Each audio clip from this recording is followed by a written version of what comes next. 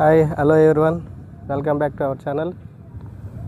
So ఈరోజు మనం అయితే ఈ వీడియోలో ఇన్సూరెన్స్ అసలు ఏంటి, ఇన్సూరెన్స్ ఎక్కడ తీసుకోవాలి, ఎందుకు తీసుకోవాలి, ఎలా తీసుకోవాలి, అసలు దీనివల్ల ఏమైనా బెనిఫిట్స్ ఉన్నాయా లేవా, సో అలాంటి విషయాలన్నీ ఈ వీడియోలో మనం అయితే తెలుసుకుందాం.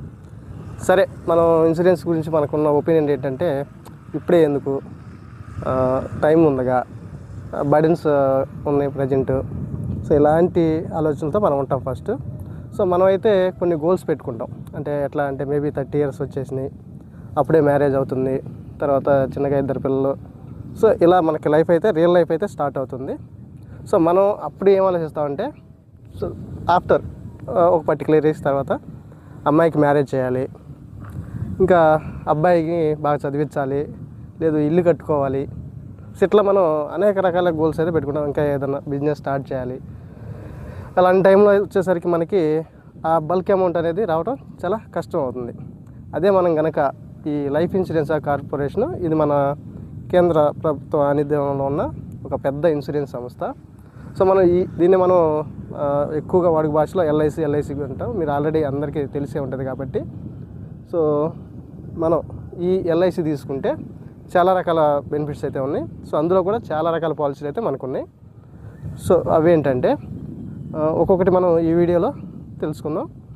సో మనం ఏంటంటే ఈ ఇన్సూరెన్స్లోనే ఎందుకు అమౌంట్ మనం సేవ్ చేసుకోవాలి అంటే, జనరల్గా మనం ఏం చేస్తాం, ఏదైనా పోస్ట్ ఆఫీస్లో కానీ లేదు ఇంకో చోట మనం అమౌంట్ అయితే ఇన్వెస్ట్ చేస్తాం, లేదు బ్యాంకు ఇలా.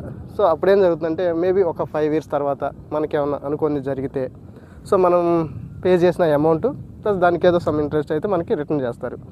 బట్ ఈ ఎల్ఐసిలో వచ్చేసరికి, సో మనం ప్రీమియం కట్టిన ఫస్ట్ 1 hour నుంచే మనకి బెనిఫిట్స్ అయితే స్టార్ట్ అవుతాయి. అంటే మేబీ ఇక్కడ ఈ భాషలో ఏంటంటే డెత్ని మనం రిస్క్ అని చెప్తాం.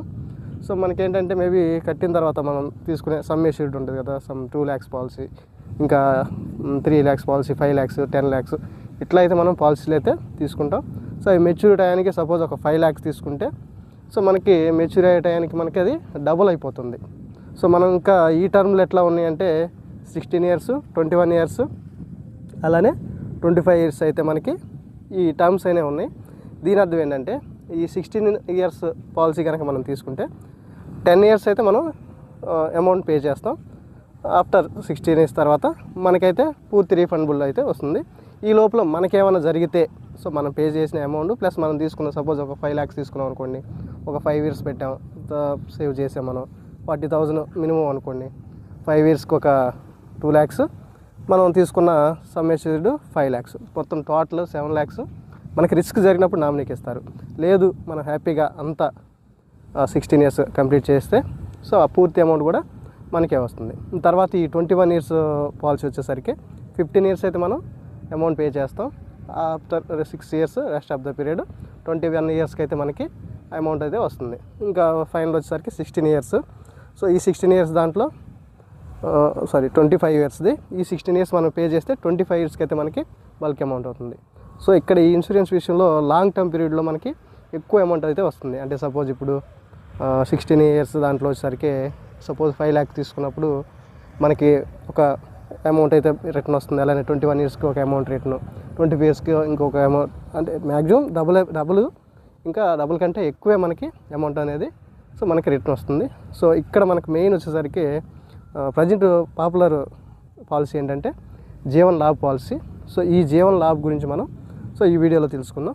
తర్వాత వీడియోలో ఇంకా పెన్షన్ వచ్చే పాలసీలు, ఇంకా లైఫ్ లాంగ్ హోల్ లైఫ్ పాలసీలు, ఇట్లా చాలా రకాలు ఉన్నాయి. సో తర్వాత వీడియోలో ఒక్కొక్క వీడియోలో మనం ఒక్కొక్క పాలసీ గురించి, అలానే చిల్డ్రన్ ప్లాన్స్ ఉన్నాయి. సో మ్యాక్సిమం ఎంట్రీ ఎంత, సో ఎంతవరకు మనం ఏ ఏజ్ వరకు మనం పాలసీ తీసుకోవచ్చు అన్నీ కూడా మనం మన వీడియోలో తెలుసుకోవచ్చు. సో తర్వాత వీడియోలో మనం మిగతా పాలసీల గురించి కూడా తెలుసుకుందాం.